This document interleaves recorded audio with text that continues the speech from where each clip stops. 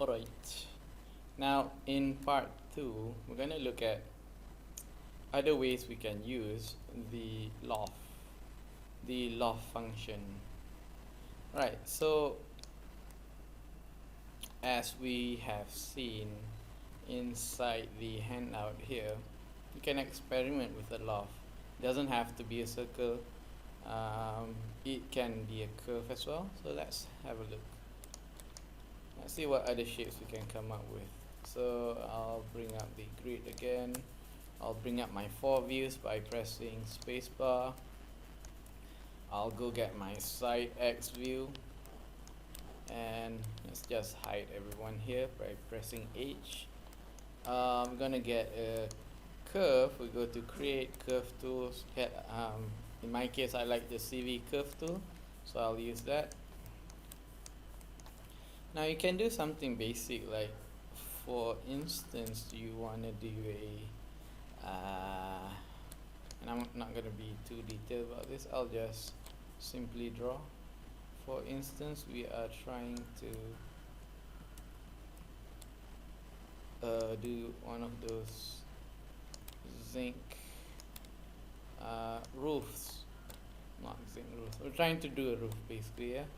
Okay. But it's all in how you build that curve. You can be as detailed as you want. You can be as graceful as you want to get more interesting shapes, but you know, it's up to you. So you'll notice that the way I draw curves, and I've repeated this so many times, that you know, if you want it to be detailed and more defined, you add more points. If you know that it's going to be a straight line, well, you pretty much need less points, and so on. So I say this is nice curve already, and I'll press spacebar, go to my perspective view. You'll notice something, that whenever I want to draw a curve, I go to side X because I want to keep that straight line going on, so that it's a flat curve. Right, from here I'm going to duplicate. Again, we go to edit, duplicate, Ctrl D is the shortcut, and I'll push it to the side. Right, sweet. From here I can actually select my first curve, and then the second curve. We go to surfaces, we loft it again, and then you get something like this going on. Alright, so that's that. What if I wanted to do something else? Let's just move this out of the way. Okay, something's going on here because basically this is still live. So I'll just group it and hide. So how did I group that? I'll show you. So if I had my outliner here, I know that these are all my curves and my lofted surface. I can press Ctrl G, or you can go to edit group. So the shortcut is Ctrl G. Whenever I press that, it creates a group, and under that group, if you press plus here, if you click plus here, you see that there's the curve, and the lofted surface. So what you can do, you can of course rename this. You can say lofted 2, and pretty much press H on your keyboard to hide that whole group. We're going to try something else now. What else we can do with the loft? Well, you can go to your curve tools again, go to CV curve, and I'm going to use the X button on my keyboard, which basically snaps to grid. So you can start here. We're going to do something like, you know, something more defined here.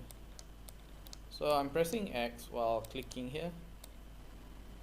We're going to do something like I'm holding alternate and middle mouse button to move that. Notice how many points I'm using to do this. Yeah, let's not make it too elaborate, and I'll say let's just end it somewhere here. Sweet. Press Q if you're happy with it, so that it commits that curve. Alright. Press spacebar, go to perspective and press spacebar.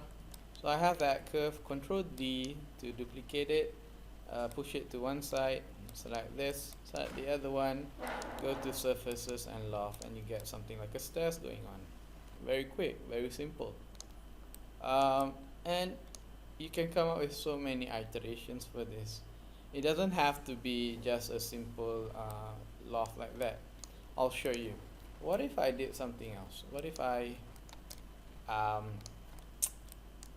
let's see. Okay, let's see what we can do with this.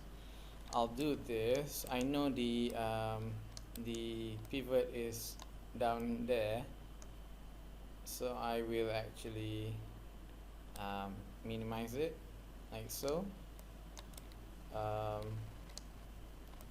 I want to do something clever? Not yet. Maybe I'll just Control D and do that, and scale it again, make it smaller. You'll see where this is going. Control D,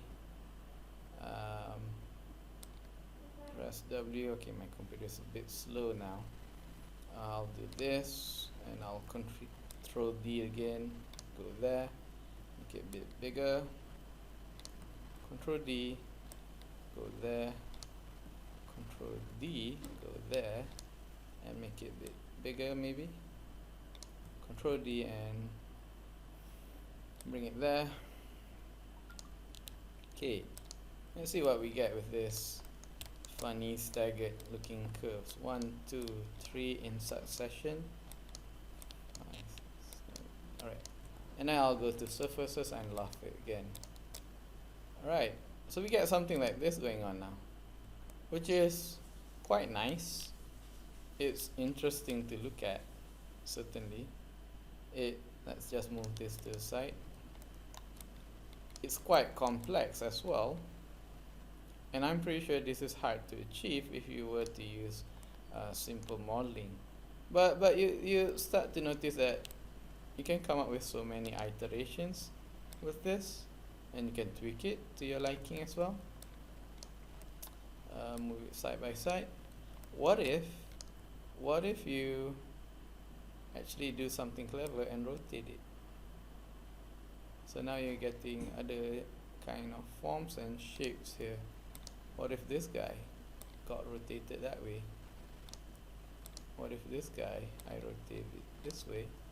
What if I move it a bit in world axis and just make it a bit bigger that way? So you'll see that you can do so many things with it, only if you start to be clever with it, yeah? So that's one example, and I'll stop this video now, and I'll show you in the next one another way we can use Loft. See you.